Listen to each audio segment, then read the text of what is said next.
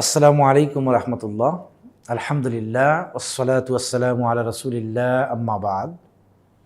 সম্মানিত দিনী ভাই ও বোনেরা, সবাইকে ইউনাইট টিভির পক্ষ থেকে আন্তরিক শুভেচ্ছা ও মোবারকবাদ। আজকে আমরা কথা বলবো আরাফার সিয়াম সম্পর্কে। আরাফার সিয়াম গুরুত্বপূর্ণ একটি সিয়াম। আরাফার সিয়াম রাখতে হয় যেই দিন হাজিরা আরাফার ময়দানে অবস্থান করবে, সেই দিন যারা আরাফার ময়দানে অবস্থান করে নাই তারা আরাফার সিয়াম রাখতে হয়। রাসূলুল্লাহ সাল্লাল্লাহু আলাইহি সাল্লাম বলছেন, সিয়ামু ইয়াউমিন আরাফা, যেই দিন আরাফা হয় সেই দিনকে বলা হয় আরাফার দিন। এটা মনে রাখবেন, আরাফার দিন ছাড়া আরাফার ময়দানের কোনো মূল্য নাই। আর যদি আরাফার দিন হয়, আরাফার দিনে আরাফার জাগার, আরাফার মাঠের মূল্য এত বেশি যেই মূল্যটুকু রাসূলুল্লাহ সাল্লাল্লাহু আলাইহি সাল্লাম বলছেন যে আরাফার ময়দানে যে অবস্থান করলো সে আল্লাহ তাআলার মেহমান।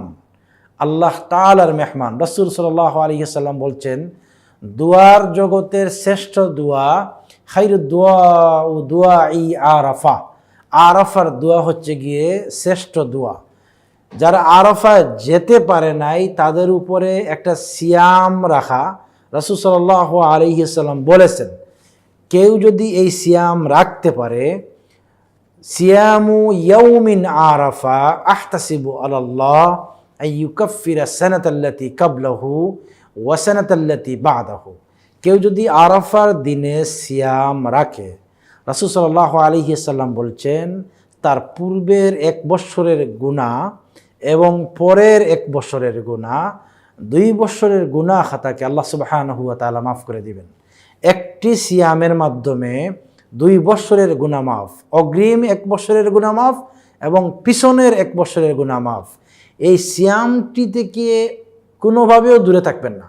সিয়াম অবশ্যই রাখবেন, একটি মাত্র সিয়াম, তবে রাখতে হবে যেই দিন হাজিরা আরাফার ময়দানে অবস্থান করবে সেই দিন।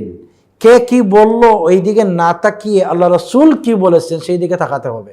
আল্লাহ রসুল বলেছেন, সিয়ামু ইয়াউমিন আরাফা। আরাফার দিনকেই বলা হয়েছে ইয়াউমিন আরাফা। আরাফা বলা হয় আরাফার দিনকে, যেই দিন হাজির আরাফার ময়দানে অবস্থান করবে সেই দিনকে আরাফার দিন বলা হয়। আল্লাহ তাআলা যেন আমাদেরকে আরাফার সিয়াম রাখার তৌফিক দান করেন। আল্লাহুম্মা আমিন।